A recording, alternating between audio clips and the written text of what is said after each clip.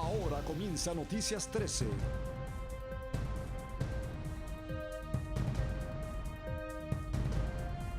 Desde Puerto Rico, su hora informativa por el canal de la familia.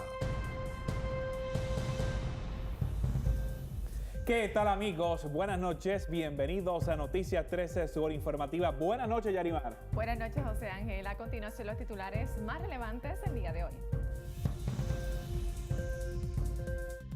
Gobernador defiende gestiones que ha tomado su gobierno. Catalogan como un grave error el cierre de escuelas en la isla. Cambios a la vista en las telecomunicaciones afectan positivamente Wall Street. Estadounidenses piden el fin del embargo a Cuba. Papa Francisco insiste que los cristianos no pueden estar envueltos en chisme. Esto y más en esta edición estelar de Noticias 13.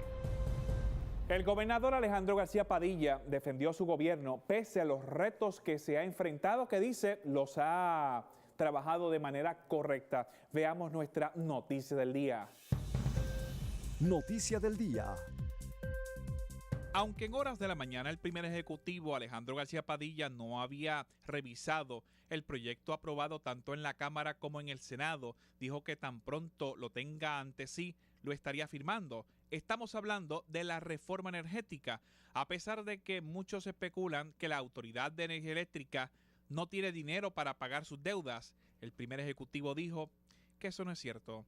Si este mes la autoridad va a colapsar, bueno, pues la autoridad está pagando sus deudas, no es correcta la información. ¿Los 100 millones lo pueden pagar? Sí, lo están pagando. ¿Los van a pagar los 100 millones? Lo están pagando. Ya llegó la reforma, ya llegó la gente. No, gracias. No ha llegado a la fortaleza, pero definitivamente la voy a firmar en estos días.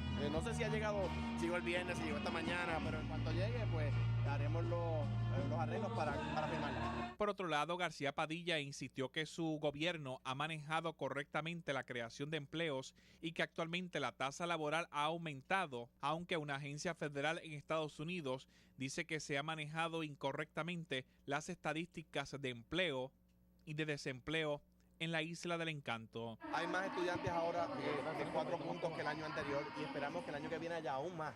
Ante un número menor de estudiantes total, hay más estudiantes con aprovechamiento académico. Por eso es un país que obviamente ahí tiene un elemento que mejora. Hay menos crimen, hay menos desempleo. Sí, es correcto. Si lo comparas con hace 20 años, teníamos un número inferior en aquel momento de desempleo, 2 o 3% menos. Hace 2 años o 3 teníamos 3% más. O sea que vamos reduciendo el desempleo. La semana pasada el Departamento de Trabajo Federal y el local sacaron nuevos números y volvió a bajar la tasa de desempleo. El camino se demuestra andando, el movimiento se demuestra andando. Y yo he propuesto como meta que durante esta década, antes de que se acabe esta década, llevemos por primera vez a Puerto Rico a números de desempleo por debajo de 10%. Eso no ha pasado y tenemos que lograrlo. Pero la destrucción de muchos años demora más de 16 meses arreglarse. Esos jóvenes son Puerto Rico. Desde Atorrey, Irán Delgado Vélez y José Ángel Cordero. Política. El Senado se apresta a crear hoy una comisión que tendrá como objetivo investigar a la Autoridad de Energía Eléctrica, anticipó el presidente de la Cámara Alta, Eduardo Batia Gautier. La resolución que crea la comisión especial es de la autoría del líder senatorial y sería aprobada en la sesión de esa tarde del Senado. Batia indicó que la comisión especial será presidida por el portavoz en la mayoría popular en el alto cuerpo, José Aníbal Torres, y dijo que el organismo legislativo tendrá exfiscales y contables en su equipo de trabajo para conducir el proceso investigativo. Para el legislador José Pérez y el procurador de personas con impedimentos, el cierre de escuelas para el próximo semestre es una pérdida de tiempo, ya que no habrá ahorros, que es lo que busca el gobierno. El senador por el distrito de Arecibo y el procurador de personas con impedimentos reclamaron a la administración del gobernador Alejandro García Padilla que detenga de forma inmediata el proceso de cierre de escuelas que ya se ha anunciado por el secretario de Educación, que rondan entre 90 y 100 planteles. Esto por entender que quienes se perjudicarán directamente son los estudiantes regulares, pero especialmente los de educación especial. No se tomó en cuenta en el momento de hacer estos cierres, ni se evaluó, el comité que estaba a cargo no lo tomó en consideración. consideración ni le hizo las evaluaciones debidas. Tenemos alrededor de 114,000 niños de educación especial en Puerto Rico. En mi distrito, que comprende desde Quebradilla a Dorado, Ciales, Freud y Morovi, tenemos 622 niños aproximadamente, los cuales no se sabe al día de hoy, y hay una incertidumbre de los servicios que van a tener en las escuelas que van a estar ellos entrando para el próximo año escolar, y muchas de las escuelas aledañas a la que tienen el cierre ya tienen la capacidad al máximo. Al igual que el senador José Pérez Rosa, el procurador Iván Díaz indicó que no habrá ningún ahorro a la hora de cerrar los planteles, ya que el departamento no podrá despedir tanto los maestros como el personal administrativo, ya que en su mayoría tienen plazas de carrera. Es lamentable que a estas alturas que se radica un proyecto, el proyecto no compone nada en beneficio de estos niños. Son niños que necesitan salones contenidos, son niños que necesitan maestros, son niños que necesitan, como bien dice el nombre, necesidades especiales que tienen que ser atendidas. Ahora cerramos 100 escuelas, colocamos estos niños en otras escuelas que ya su matrícula es alta, que ya estos niños de por sí vienen marcados, quizás marcados positivamente por maestros que le están dando su educación, por salones que ya habían sido debidamente arreglados y adaptados para ellos. Localizarlos ahora en una escuela que quizás quede distante de su residencia, lo que va a ocasionar es un problema mayor. Otro de los argumentos que mencionó el representante Yoito Pérez es el cambio de uniformes, cuando actualmente la economía del país no permite ni adquirir nuevas camisetas y mucho menos uniformes. Los padres, muchos de ellos, no tienen el dinero para cambiar uniformes, que tampoco lo han tomado en consideración ante la crisis fiscal y económica. No tan solo es el gobierno, también son los padres de familia que están ahorcados ahora mismo, como se puede decir, asfixiados ante la situación económica que tiene el país. Desde el Capitolio, Irán Delgado Vélez y José Ángel Cordero. El presidente de la Comisión de Seguridad Pública e Iniciativas contra la Corrupción de la Cámara, José Báez, iniciará una investigación sobre las circunstancias que llevaron a que Doral Bank reclamara al Departamento de Hacienda un reintegro por $229 millones tras un acuerdo firmado en el año 2012. El representante del Partido Popular Democrático, José Báez Rivera, cuestionó la validez del acuerdo suscrito el 26 de marzo del 2012 entre el Departamento de Hacienda y el Banco Doral, ya que la institución bancaria intentó reclamar un reintegro cuando no le correspondía y podría ser una transacción ilegal y de dudosa reputación. Ya para el 2009 se empieza a considerar y se empieza a discutir la posibilidad de reducir la nómina del Estado, y se compusieron unos grupos de trabajo, unos grupos focales que estaban evaluando qué se iba a hacer con la reducción de costos operacionales del gobierno.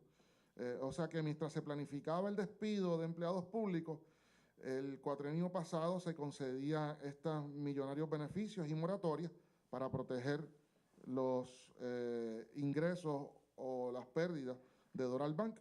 No había para la nómina, pero sí para las dádivas. Una moratoria como esta no es típicamente concedida por el Departamento de Hacienda, y mucho menos en estos tiempos. El intento del banco de hacer dinero a través de reintegros cuando no le corresponderían podría tratarse de actos más allá de la petición de más de $200 millones que pretendía cobrar Doral y su grupo financiero. Le convenía más, no a Puerto Rico, sino a Doral Bank, mirándolo de primera instancia, y eso es lo que nos crea suspicacia a nosotros, le convenía más entonces darle el dinero.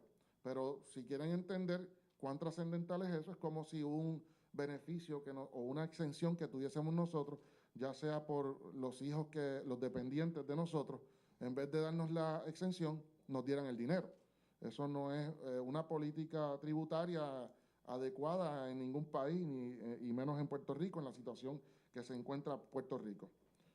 O si quieren otro ejemplo más comercial, cualquier compañía que esté depreciando una flota de vehículos o un edificio, le dieran una moratoria de 2 años para que no la depreciaran cuando el tiempo no pasa en vano, así es que sería engañar los libros y la realidad fiscal de esa corporación, o que convirtieran esa depreciación en dinero, que es más conveniente para el comerciante, ya que tal vez la depreciación no le saca ningún beneficio, pues está teniendo pérdida la compañía.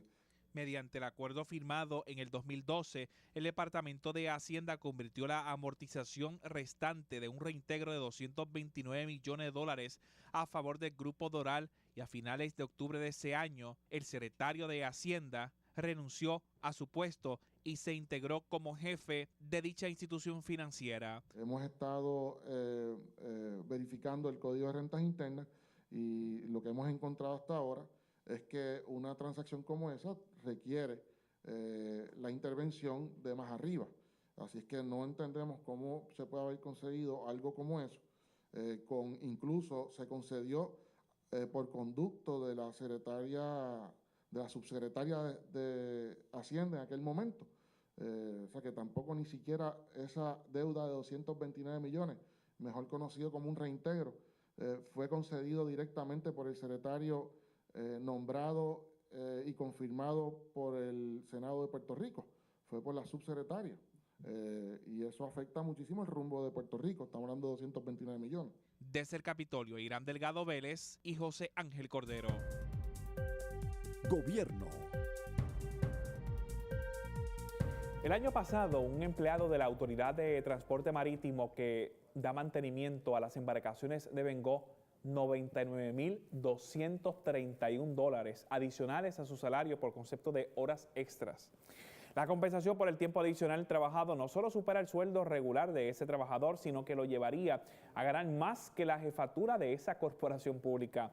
Ese fue uno de los hallazgos que trascendieron hoy ante la Comisión Senatorial de Relaciones Laborales, Asuntos del Consumidor y Creación de Empleos, que preside el senador popular Luis Daniel Rivera Filomeno, y que investiga el uso de las horas extras en todas las corporaciones públicas del país para determinar si se justifican, si la situación requiere que se tomen medidas administrativas o que se reclute personal adicional. 99,000 son buenos. Así mismo es. En la vista pública de la Comisión de Hacienda y Finanzas Públicas, que atiende el proyecto que busca enmendar el Código de Rentas Internas para establecer una exención de contribución sobre ingresos para jóvenes de 16 a 26 años sobre los primeros $40,000 de ingresos brutos generados por servicios prestados, recibió el endoso del Instituto de Estadísticas. Escuchemos. Ya había señales de que esto venía.